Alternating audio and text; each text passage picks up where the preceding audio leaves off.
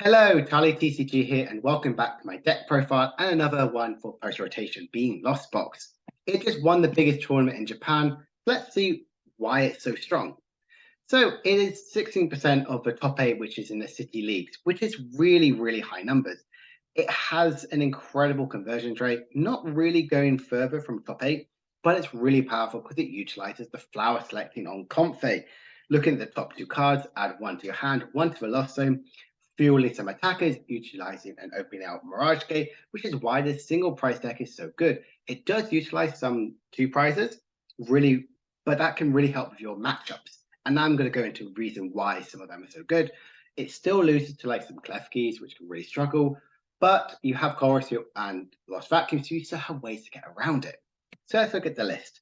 We run 4 Comphase. It's an incredibly powerful card, and the reason why this deck is so good. The engine is always flower selecting, using your switching cards, using Chorus, sometimes even Lost Vacuum to try and get to the magic 7, so you can utilize Mirage Gate turn 2, or if you're lucky, 10, to unlock Lost Mine with Saberlight. I really like having 4 of, you can't go any less. The other Lost Zone style attackers we have are 1 Cramorant and 2 Saberlight. The 1 Cramorant, I really like it. It's really, really powerful. It's good to have a little chip damage which you need to get on, especially to set with the setup with some Saberlight, with some Zamazenta, or Raikou damage, or Snorlax. Now, the Saberlight is the main attacker. I think it's the strongest one in this deck. That's why we have the higher energy count for having 2 ofs. The Lost Mine, when you have 10, put 12 damage counters anywhere on your opponent's board state, is really powerful. This is good to clear up the board, to set up some future knockouts, and this is really powerful. I really am liking it. Now, you might see some similarity. This is actually the winning list. So you only saw this a few days ago on the channel. The reason why I'm showcasing this is because I tried it out. I tried to make my own list, but none of it never fit. And this one was just perfect, I feel like, because it helped set up those matchups and really good against some of the big attackers. One of the attackers, we have a Greninja for drawing to use Moonlight Shuriken, really powerful card. Raikou to help you in your Lugia matchup. Getting that draw with Fleet Footed is really, really powerful and also can help do quite a few damage. It does hit for maximum, I believe, 220 damage. If your opponent has a full board state, they can play around it. But if you utilize your Sky Steel Stone, you can really get some fun to like 3 or 4 prize games. Speaking of 4 prizes, Straight Beyond V is in here. You can really use it, and because Mew is so strong, as I talked about last week, it fits in so nicely in with it. And with the rise of Rapid Strike and Single Strike, the attack becomes less and less, so you can attack into Urshifu with maybe 1 or 2 energies, which is really, really fun. And I really like it. The other one-offs we do play are Snorlax and Zamazenta. These are the big one prize, huge attackers. Zamazenta is perfect in Lost Box. It had so much hype going when it came out in English, but kind of fell flat a tiny bit, but it did do really well. And Snorlax has always been a staple. It doesn't get affected by Lost Mine, and it can hit for 180, whereas Zamazenta, if someone gets knocked out, hits for 220. Really, really powerful single prize attackers, and I love them in this list. I think that's why this is so powerful, because you can really utilize these attackers. And Manaphy, because there is so much like Greninja around there. You want to stop your opponent from get some cheeky KOs and some comfies, and that's why I think Manaphy is so strong. Good, jump down to the energies. You might be a bit confused. It's 4 water, 3 lightning. I'm sorry, 3 metal, 3 psychic, and 1 lightning. We don't need any more than lightning because we only going to ever use it for Raikou. We have a high number of psychics compared to Saberlight. You want to try and draw into as much as possible, and you always want to have more energies than you need to at times. 3 metal, you need 2 for Zamazenta. I think it's really powerful to have more than 3. And then 4 water, you've got to discard a lot more with Greninja, and you want to try and utilize. If you can get back-to-back Moonlight Shurikens, it's really good. And we run 2 energy recyclers, so we can shuffle the energies back in through the discarding of Retreating and Greninja. The switching cards, we do play 4th switching card and 2 for Rope. Really, really powerful. I don't think you should go any less than this. You want to have Disruption and you want to have Quick and Heal. I really like these. You can't change it. And having the 2 Training Core, basically giving all of our Pokemon free retreat to an extent, is really, really strong. And I think this is really good. You can go through your comp phase much quicker and save your energies for your attackers. We also play a Sky Steel Stone. Like I said, it can really utilize to get those KOs you need which are essential against Mew. So you can play around Roxanne, you can KO Genesect, then go for Drapion, Skysteel Stone, KO Mew VMAX, and get those big KOs on Lugias as well. Kind of going where you can go KO Lugia, V-Star or Skysteel Stone, KO an Archeops, and then one other attacker. I like that sort of gameplay. It kind of can play around certain ways. Supporters, we do play for Colruyt. It's a big engine card. It's why this deck is really strong, and you can get to the Magic 7 as quick as possible.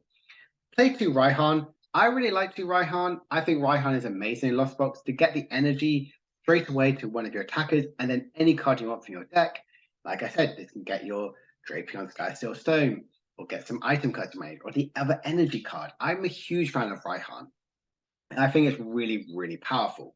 Speaking of other powerful cards, we play 1 Boss as the 1 gutting effect. Because you're doing lots of sniping and spreading, you don't need to really use a lot. And we play 2 Clara.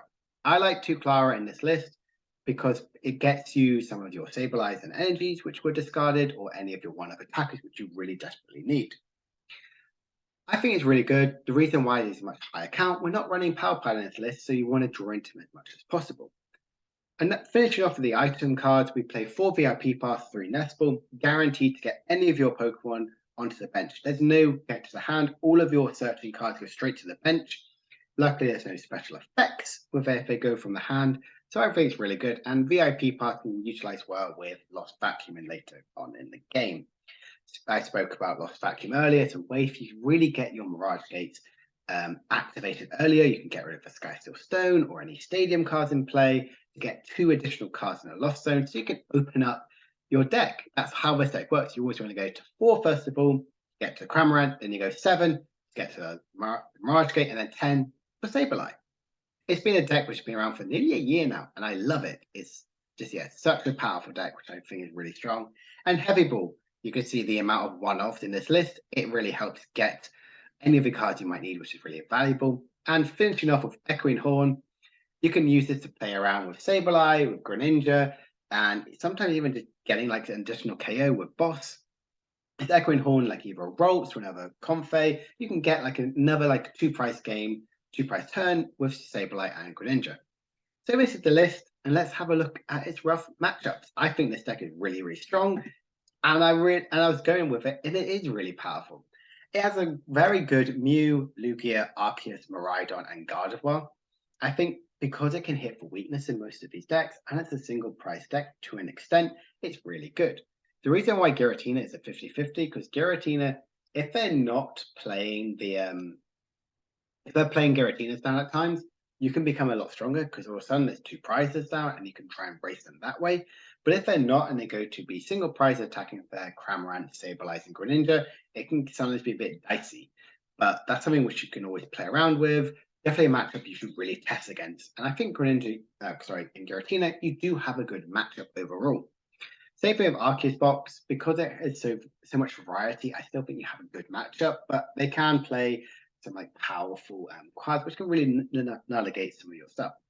I did say a big negative. I couldn't think of any like really big, like this is a really bad auto loss. I did put control down. Like this deck can really struggle with item lock still, and also more importantly, ability lock. Because you're not running Giratina, the only ways you can then get any of your cards into the Lost Zone will be through Colruyt and Lost Vacuum. That only gets you to 9, like 10 maximum if you discard stuff from your side. You do get to the 10 with Sableye, but that's 4 turns if you go second. Overall, so it's a very positive matchup around the board. I really like Lost Box. This has been a quick little video, kind of breaking down why each card was used. Much bigger, longer video than the one from a few days ago. If you enjoyed this list, comment down below. See if you've been trying out what's your sort of preferred Lost Box, i.e. more Hawlucha and Radiant Charizard. Are you going with this one? The more utilizing single prize attackers with 2 prize attackers, trying to get the best matchup around the board. If you enjoyed the video, leave a like and subscribe if you're new. And you can always change your mind down the line if you want to. My name is Charlie TCG, and I'll be back in a few days. Bye, guys.